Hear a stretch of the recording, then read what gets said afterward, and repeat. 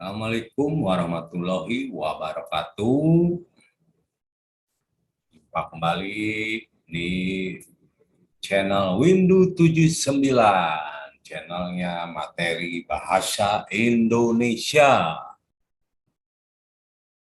Nah, pada kesempatan kali ini Pandu Windu akan menjelaskan tentang pergeseran makna kata. Ya. Kita tahu bahwa yang namanya bahasa itu dinamis, ya. Jadi akan berkembang terus. Nah, ada yang bergeser maknanya, ada yang tetap, dan mungkin saja ada yang hilang. Ya, kita masuk ke pengertian pergeseran makna sebagai suatu proses perubahan makna pada suatu kata menjadi suatu makna baru. Ya, nah, jadi katanya sama, tapi memiliki makna baru. Nah, itu yang disebut dengan pergeseran. Ya. Nah, pergeseran makna dipengaruhi oleh beberapa faktor, yaitu konteks kalimat memiliki pengaruh terhadap pergeseran makna secara kontekstual. Situasi ataupun kondisi penggunaan kata akan mempengaruhi makna yang timbul. Proses gramatikal terdapat proses afiksasi atau reduplikasi dapat menghasilkan makna baru yang berbeda dari makna sebelumnya. Ya. Perkembangan iptek, ya, ilmu pengetahuan dan teknologi semakin berkembang. Ya, zaman akan membuat perubahan makna pada beberapa kata. Perbedaan sosial budaya, latar sosial, dan budaya berpengaruh terhadap perbedaan makna dari suatu kata.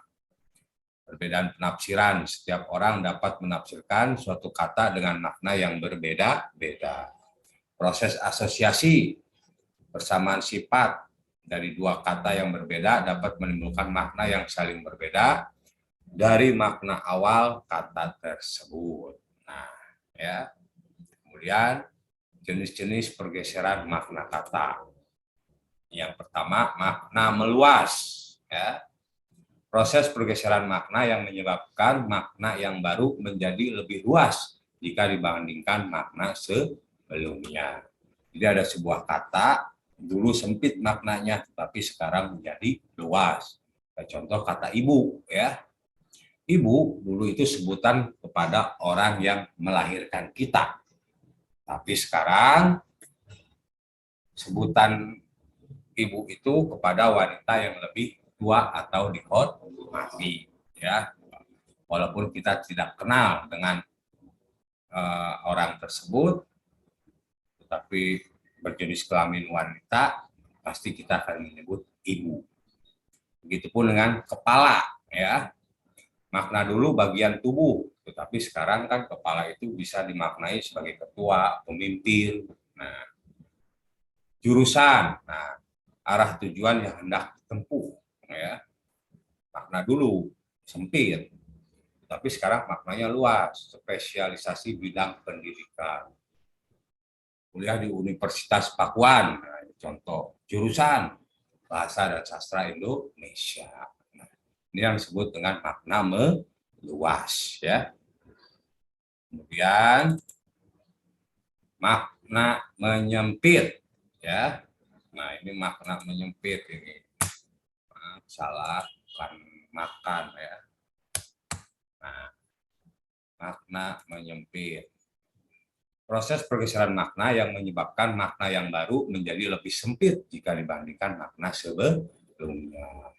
Dulu maknanya luas, tapi sekarang menjadi sempit, ya. Contoh kata sarjana.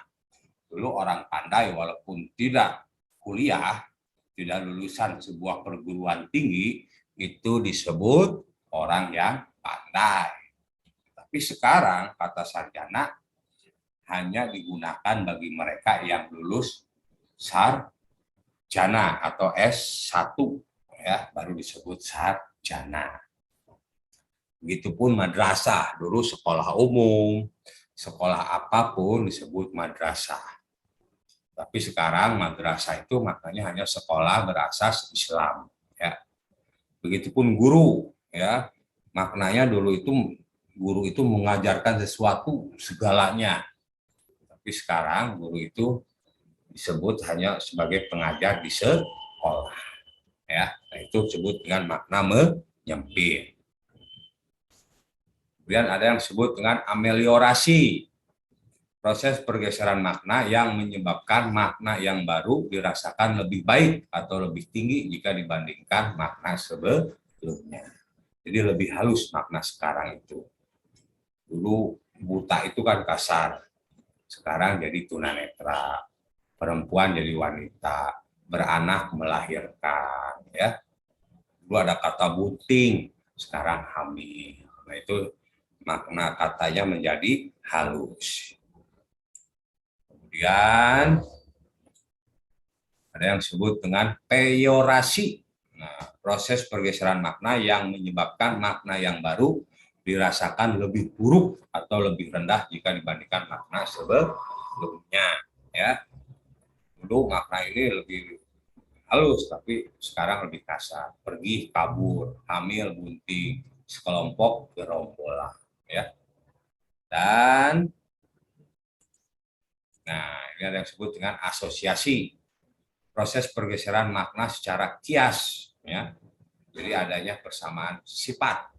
Kalau asosiasi itu, misalkan amplop, makna sebenarnya adalah tempat surat, tetapi sekarang bisa diartikan sebagai uang sogokan. Sudah, beri saja dia amplop, pasti semua lancar. Nah, seperti itu kalau dalam bentuk kalimat, ya. Kursi, makna sebenarnya tempat duduk, tetapi sekarang jabatan, ya. Parasit, jenis tumbuhan. Nah, tapi sekarang disebut orang yang merugikan. Janganlah kamu menjadi parasit. Nah, dan sekarang itu ya ungkapan, ya, orang yang merugikan. Nah, yang terakhir yang disebut dengan sinestesia, proses pergeseran makna yang berkaitan dengan konteks alat indera sebagai penerimanya. Di sini adanya pertukaran alat indera. Yang tadinya dirasakan oleh perasa, ya, di sini contoh kata manis nih, tapi bisa dirasakan oleh penglihatan. Di contoh dalam kalimat, gadis desa itu manis sekali. Itu kan tidak dirasakan oleh perasa, ya, oleh lidah, tetapi oleh mata, penglihatan. Pedas pun sama oleh perasa, sedap oleh perasa, tapi bisa berubah atau terjadinya pertukaran dirasakan oleh pendengaran. Perkataannya sangat pedas di telingaku.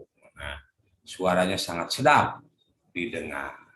Nah, itulah 6 jenis-jenis pergeseran makna kata, ya. Semoga bisa dipahami, dan jangan lupa terus banyak berlatih. Terima kasih. Assalamualaikum warahmatullahi wabarakatuh.